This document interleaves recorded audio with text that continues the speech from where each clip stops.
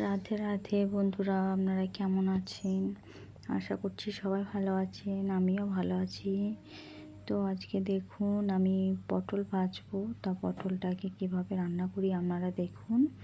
আজকে একটু অন্যরকমভাবে পটলটাকে ভাজবো, একদম ঘরোয়া পদ্ধতিতে।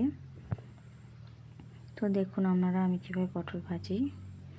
এই যে পটলের মধ্যে যে বিচুনগুলো থাকে, সেই বিচুনগুলো সমস্ত পটল থেকে আমি বার করে নিয়েছি, বার করে রেখে দিয়েছি। সমস্ত পটল থেকে বার করে নিয়েছি বিচুনগুলো, এই যে দেখুন রেখেছি।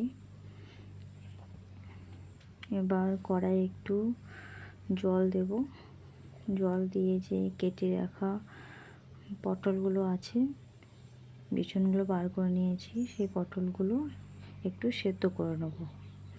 এর সাথে লবণ, একটু হলুদ আপনারা দিতে পারেন, তাতে ভালোভাবে সেদ্ধ হয়ে যায়। তো আমি দিইনি, আপনারা দিলেও দিতে পারেন। এই যে কড়াই চাপিয়েছি, কড়াইয়ে একটু তেল দেব।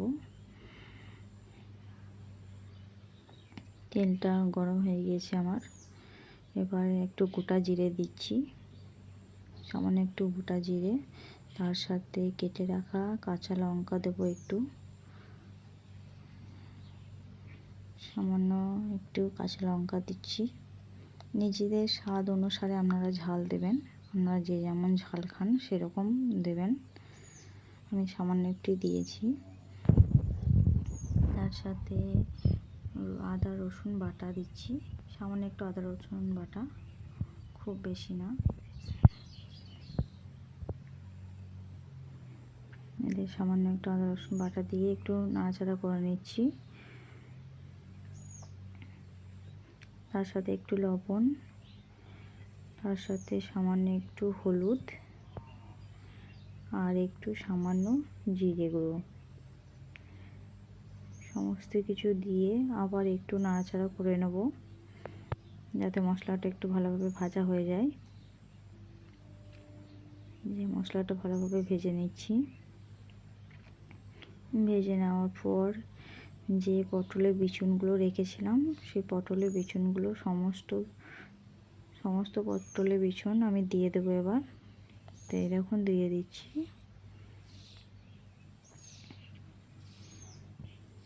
এই যে দিয়ে দিচ্ছি সমস্ত পটলের বিচুনগুলো, দিয়ে ভালোভাবে পটলের সাথে মশলাটা মিশিয়ে নিচ্ছি, যাতে মশলাটা বিচুনের সাথে ভালোভাবে মিশে যায়। এই যে লঙ্কা গুঁড়ো দিতে ভুলে গিয়েছিলাম, তাই কাশ্মীরি লঙ্কা গুঁড়ো একটু দিয়ে দিলাম। তা দেখুন ভালোভাবে আমার ভাজা হয়ে গেছে। আপনারা এইভাবে একবার পটল ভেজে দেখবেন, আপনাদেরও খুব ভালো লাগবে। খুব সুন্দর খেতে হয়, ভালো লাগে খুব। তা আমার পুরটা তৈরি হয়ে গেছে। এবার পুরটাকে এক জায়গায় তুলে নেব। এই যে আমার পুর রেডি। তো দেখুন পুরটা কেমন হয়েছে। এবার পটলের মধ্যে যে সেদ্ধ করা পটল আর কি, এটা সেদ্ধ করা পটলটার মধ্যে সমস্ত পুরটা ভরে নেব, সমস্ত পুরগুলো ভরে নেব পটলটার মধ্যে। তো এই যে সমস্ত পটলে আমার পুরগুলো ভরা রেডি। তা দেখুন ভরে নিয়েছি আমি খুব সুন্দরভাবে।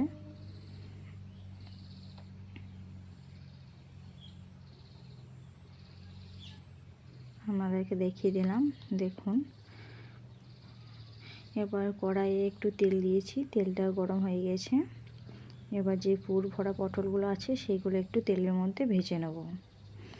সামান্য একটু তেল দিলেই হবে, খুব বেশি তেল লাগবে না, যেহেতু পটলটা আগে সেদ্ধ করে নিয়েছি। আমার একটু বেশি হয়ে গেছে মনে হচ্ছে তেল, তো অসুবিধা নেই, পটলটা ভাজতে সুবিধা হবে।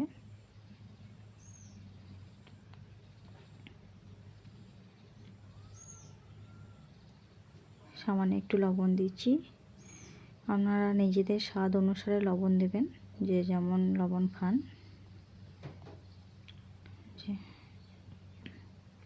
ভালোভাবে নাড়াচাড়া করে নিচ্ছি আমি।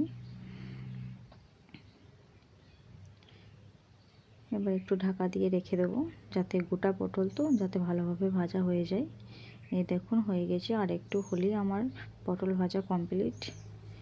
তো এই যে দেখুন আমার পটল ভাজা হয়ে গেছে। কেমন লাগছে আপনারা বলবেন, ভালো লাগলে লাইক কমেন্ট শেয়ার করবেন।